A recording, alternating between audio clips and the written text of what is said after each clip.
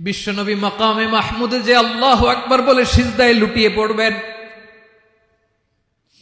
আল্লাহ রাব্বুল আলামিন বিশ্বনবীকে এমন কিছু চমৎকার শব্দ শিখাবেন, ওই শব্দগুলো দিয়ে আল্লাহর প্রশংসা করে বিশ্বনবী কাঁদতে আরম্ভ করবেন। বিশ্বনবী এমন ভাবে অজর দ্বারায় সিজদায় লুটিয়ে পড়ে কাঁদবেন, রব্বুল আলামিনের রহমতের দরিয়ায় জোশ লেগে যাবে। রব্বুল আলামিন এই দৃশ্য থেকে সহ্য করতে পারবেন না। রব্বুল আলামিন বলবেন, ইয়া মুহাম্মদ ইরফা রাসাক, ও নবী আপনি মাথা তোলেন,